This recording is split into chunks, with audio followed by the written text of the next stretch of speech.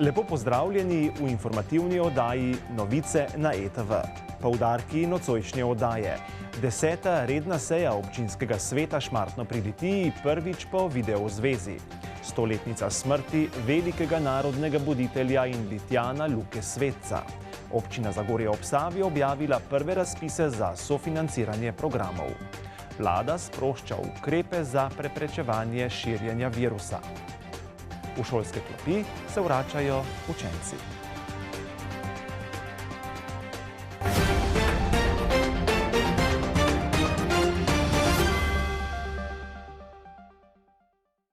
Šmarski občinski svet je imel v sredo 10. redno sejo. Tokrat je bila ta prvič prek videozveze, kar je gotovo poseben dogodek za občinsko upravo, pa tudi za svetnike in preostale, ki so na njej sodelovali.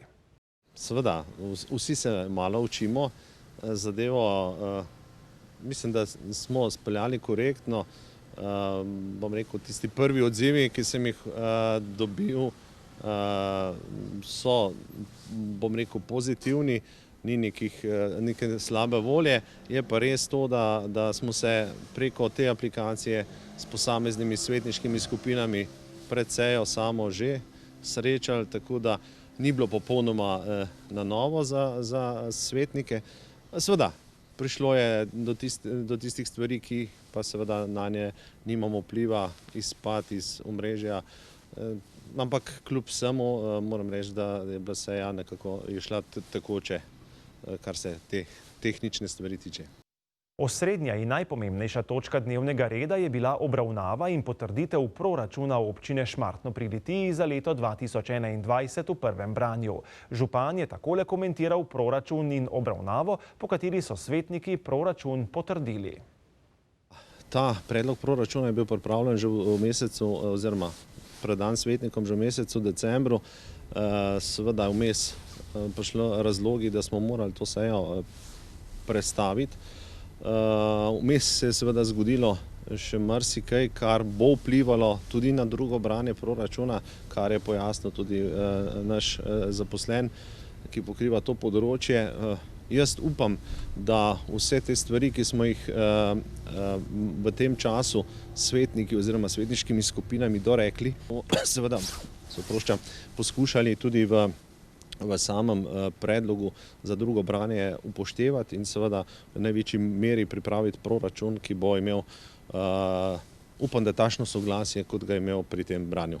Ostajamo na neki, bom rekel, kontinuiteti projektov, ki smo jih zastavili že pred časom, tako da kaj bistveno novih ni. Seveda, potreb in želja pa je ogromno in to bomo mogli primerno tudi imeti odraz v občinskem proračunu v nadaljnjih letih. Včeraj je bila 100-letnica smrti velikega Litijana Luke Svetca. Ob tej priložnosti so se spominu na izjemnega narodnega buditelja, ki je v zgodovini slovenstva zapustil globoko sled, poklonili župan občine Litija Franci Rokavec, podžupanja Lijana Lovše in predstavnica Mestnega muzeja Litija doktorica Tina Šušteršič, ki so položili cvetje na njegov grob na pokopališču v Litiji. Luka Svetec je deloval kot notar v Litiji celih 50 let in zaradi vsega njegovega dela so Litijani še danes nanj zelo ponosni. Zagotovo je Luka Svetec Podgorski tisti Litijan, ki je z zlatimi črkami zapisan v zgodovino Litije. Prepričan sem, da je Luka Svetec eden izmed glavnih narodnih buditeljev pri preporodu slovenskega naroda in seveda eden izmed glavnih snovalcev oblikovanja tudi Litije kot enega osrednjega območja v Sloveniji. Dejansko se je z Lukom Svetcem pričelo in z njegovimi dejanji mnogo tistih najbolj pomembnih narodno-buditeljskih gibanj in pa drugih dogodkov, ki so seveda potem postopoma tja do, se pravi, konca Avstro-Ogrske, pa potem v začetku prve kraljevine Jugoslavije, pa seveda v nadaljevanju potem novejše Jugoslavije, predvsem pa ob koncu potem 80. let bila tisto jedrna nit, ki je na nek način tudi Litijanke in Litijane, kakor Slovenke in Slovence, budilo k, se pravi, tistemu ključnemu cilju, se pravi, oblikovanju lastne domovine, lastne države in pa seveda s tem povezanim tudi predvsem negovanja slovenske kulture, slovenske besede, slovenske pesmi. Luka Svetec ima v Mestnem muzeju Litija posebno mesto. O njem pa je spregovorila tudi kustosinja Helena Hauptmann. Na današnji dan, 21. januarja, mineva 100 let od smrti Luke Svetca Podgorskega. Zelo težko bi opredelili danes in ocenili njegovo vlogo v tedanjem času, kajti to je bil popolnoma drug čas, druga polovica 19. stoletja, čas neke evforije, vzbujanja narodne zavesti, prebujanja družbenega življenja in nedvomno je bil Luka Svetec povsod zraven, pobudnik večine, kar se je tedaj v Litiji dogajalo, ustanavljajo, pa tudi v Ljubljani je tako deloval, saj je bil pobudnik in soustanovitelj mnogih tedanjih organizacij in društev. Med njimi je bil tudi v pravnem društvu, pa dramatično društvo, da ne omenim sploh zelo pomembne Ciril Metodove družbe. V Litiji je bil skoraj 50 let notar, hkrati pa gonilo vsega družbeno-političnega razvoja v samem trgu. Tako je že takoj na začetku pripeljal Ciril Metodovo družbo v Litijo, bil pobudnik za ustanovitev pevskega društva, čitalnice, gasilskega društva in tudi še drugih tedanjih organizacij. Kot politik je bil zelo poseben. Ne smemo pozabiti, da je bil prvi, ki je v državni skupščini spregovoril v slovenskem jeziku.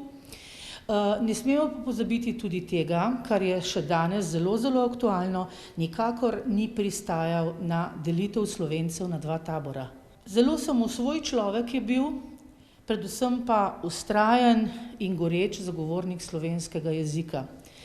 To se je pokazalo tudi v njegovem samem delu na področju književnosti. Sicer pa je tudi kot politik pustil zelo močan pečat v slovenskem prostoru.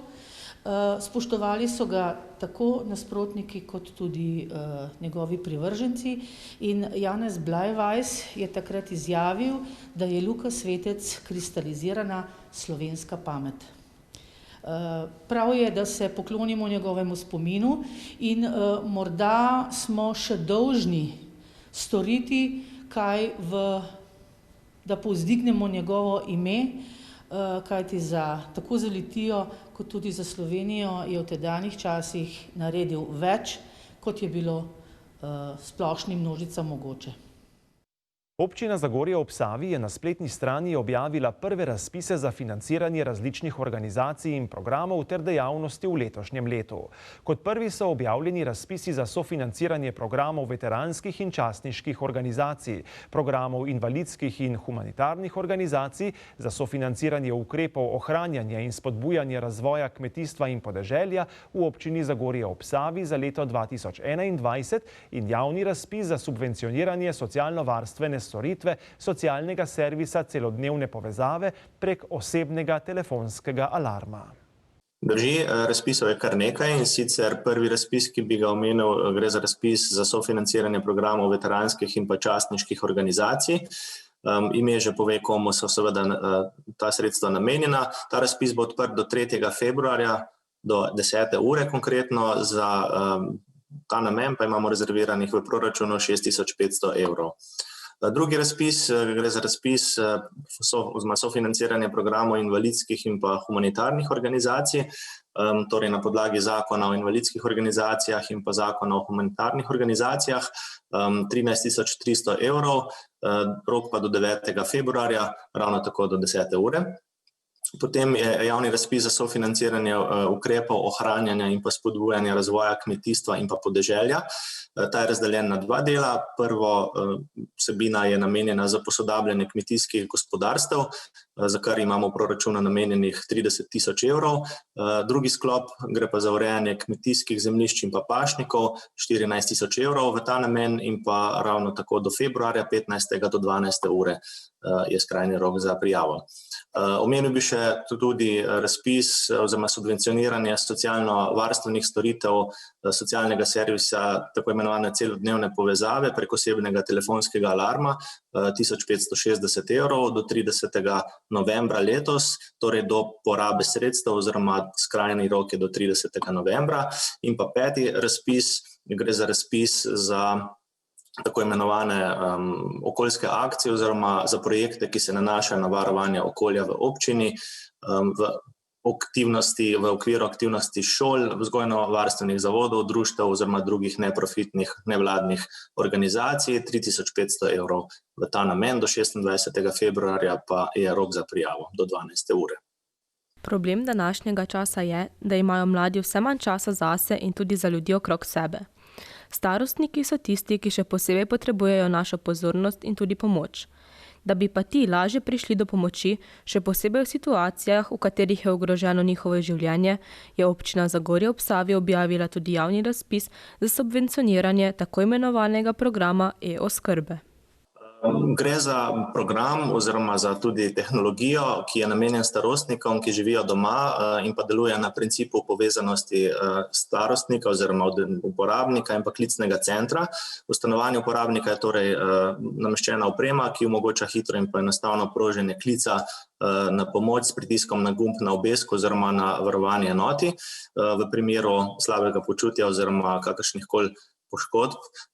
Klic na pomoč je potem povezan z medicinskim osebjem v asistenčnem centru, ki potem organizira to pomoč oziroma obvesti svojce. Torej, zahtevani pogoji so, da so starostniki starejši od 70 let, da bivajo sami oziroma v družini, ki jo čez dan ni, torej gre za službeno odsotnost družine in imajo neko težje kronično ali pa starostjo povezano bolezen oziroma so invalidi. Zaenkrat to storitev uporablja v občini 6 uporabnikov, ki pa so z njo zelo zadovoljni. Upam, da bo seveda uporabe čim manj, ampak ne glede na to, dobro je, da tudi ta storitev obstaja. In kot že omenjeno, mogoče prej, 1560 evrov za letošnje leto je namenjeno v proračunu občine in pa najkasneje je rok za prijavo 30. november oziroma do porabe sredstev oziroma skrajni rok je 30. november letos. Vlada v teh dneh sprošča ukrepe v povezavi s covidom. Po novem so dovoljene naslednje dejavnosti: premične stojnice za prodajo kmetijskih pridelkov in proizvodov kmetovalcev, specializirane prodajalne z otroškim programom in servisne delavnice, v katerih se opravljajo storitve popravil in vzdrževanja motornih vozil in koles, vulkanizerske, avtomehanične, avtoličarske ali avtokleparske delavnice in delavnice za popravilo koles. V torek pa bodo učenci prvega triletja po dolgem času spet sedli v šolske klopi.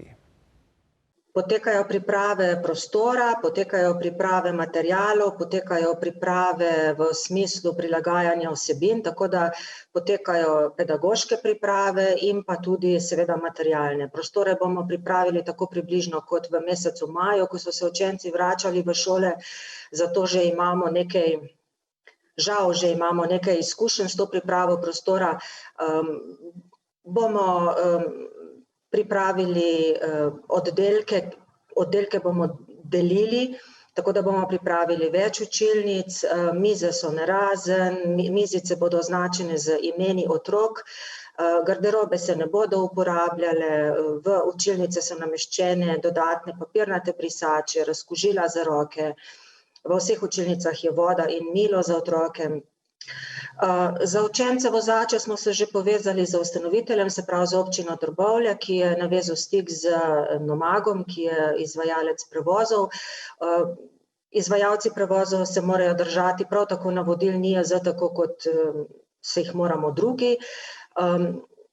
Mi imamo pač seznam vozačev, vozače bomo pričakali na postajališču in jih pospremili tako kot tudi sicer. Za njih bo organizirano tudi varstvo v šoli. Drugače pa malica se bo tako kot v maju in tudi pri nas tudi v septembru in oktobru razdeljevala po učilnicah, s tem, da jo bomo dostavili. Pred malico se razkužijo vse mize, otroci si vsi operejo roke. Tudi odnaša se malico v kuhinjo, v razdeljevalno kuhinjo, tako da otroci v bistvu nimajo prav veliko stika s tem, ker želimo, da se čim manj družijo po hodnikih in da se mehurčki med sabo mešajo. V občini Litija teče gradnja optičnega omrežja za širokopasovne telekomunikacije. Dela pogodbeno izvajata dva izvajalca, družba Telekom in evropski projekt Rune. V tem trenutku je dobršen del občine že pokrit. Medtem ko družba Telekom projekt izvaja zelo korektno, pa na drugi strani partner Rune ni zanesljiv oziroma je manj zanesljiv in prihaja do zamud. Državni poslanec Boris Doblekar je takole komentiral trenutno situacijo. Telekom zaključuje z Litijo, na Savi, Lešah, Mošnik, torej del tudi Zagorske občine, Polšnik, vse ostalo. Čaka nas samo še Pečice, Tihaboj, par zaselkov v Gabrovki in Litija bo praktično z hitrim internetom pokrita, kar je neverjetno, kar smo pred leti lahko samo sanjali. Tukaj se dejansko Telekom potrudil v sodelovanju tudi seveda z občino. Mogoče par nekih hiš bo še ostalo brez, ampak tudi tukaj se bo dal, bi rekel, dogovor s Telekomom, pač po posebnem dogovoru, da se bo pokrila dejansko čist vsako hišo posebej. Nadaljuje se proti Šmartnem, tudi v Šmartnem se že kar intenzivno začenja in tudi šmarska občina, ki je sicer še bolj razvejena in pa še več ima teh, bi rekel, zaselkov oddaljenih, bo tukaj malce težje. Tukaj je potem tudi ta projekt Rune, evropski projekt z evropskimi sredstvi oziroma z nekega posebnega sklada, ki pa mislim, da ne dosega tistega svojega začetnega cilja, ki je bil nek boom. In dobiš vtis včasih, ko greš malo pogledati, da se nekje usporedno z Telekomom koplje dodatna prekopavajo ceste in vleče dodatni vodi, kar se mi ne zdi smiselno. In jaz upam, in bom to sprožil tudi v parlamentu, na najvišjem možnem nivoju, da se namesto, da se počne to nekaj duplira, da se Rune posveti dejansko tistim belim ali pa sivim lisam in da gredo pokrit tista območja, ki jih Telekom zaenkrat mogoče ne bo pokril. To velja predvsem za občino Šmartno pri Litiji, da se Rune loti tega projekta in tja usmerijo svoje sile in tam pomagajo, da bo dejansko tudi šmarska občina potem v celoti pokrita z hitro internetno povezavo. Po podatkih Nacionalnega inštituta za javno zdravje ima občina Trbovlje veliko število raka na debelem črevesju in danki ter raka na dojkah in se uvršča med slabše slovenske občine glede pojavnosti rakavih obolenj. Prav tako pa imajo tudi večjo umrljivost zaradi rakavih obolenj. Po drugi strani podatki NIJZ-ja kažejo, da se ti občani v manjšem številu odzivajo na povabila brezplačnih presejalnih programov za zgodnje odkrivanje rakavih oziroma predrakavih obolenj, pa čeprav je to ključnega pomena za daljše in bolj zdravo življenje. Zdaj razloge, zakaj je v Trbovljah veliko rakavih obolenj, težko komentiram, zato to bi mogoče morda lahko komentirale druge službe oziroma druge inštitucije. NIJZ verjetno se pozna tudi vpliv težkih industrij, slabega zraka v preteklosti, sigurno pa neodzivnost na presejalne programe, predvsem je v Trbovljah nizka odzivnost na program SVIT, vpliva na ozdravljivost teh rakov. To pa je tisto, kar je s temi programi mogoče doseči, se pravi predvsem zmanjšati umrljivost za posameznimi vrstami raka. Občina Trbovlje skupaj z Zavarovalnico Triglav in Zdravstvenim domom Trbovlje ozavešča na pomembnost udeležbe v programih DORA za odkrivanje raka na dojkah, Zora za zgodnje odkrivanje rakavih in predrakavih obolenj materničnega vratu ter Svit za zgodnje odkrivanje rakavih obolenj na debelem črevesu in danki. Dejansko vsi dobijo vabilo, da se odzovejo na te programe in jaz bi tukaj tudi apeliral na vse Trboveljčanke in Trboveljčane, da se na ta vabila odzovejo. Vse preiskave so popolnoma neboleče, recimo program Zora je odvzem brisa pri svojem ginekologu, program Svit je pač vzorec blata se pošlje na Nacionalni inštitut in pa rak dojk oziroma program Dora je pa v bistvu mamografija oziroma slikanje dojk v Splošni bolnišnici Trbovlje, tudi popolnoma neboleča preiskava, skratka popolnoma brezplačna zadeva. Trboveljčani in Trboveljčanke dobijo domov vabilo za te programe, lahko si pa s tem, če se seveda odzovejo, rešijo življenje in pa predvsem izboljšajo tudi kvaliteto življenja, ker vemo, če se rak odkrije v poznem stadiju, da so potem lahko kar resne zdravstvene težave, tudi če se rak eventualno ozdravi, potem kar precejšnje. To pa je vse, kar smo vam pripravili v tokratni informativni oddaji. Zahvaljujemo se vam za pozornost in vas lepo pozdravljamo.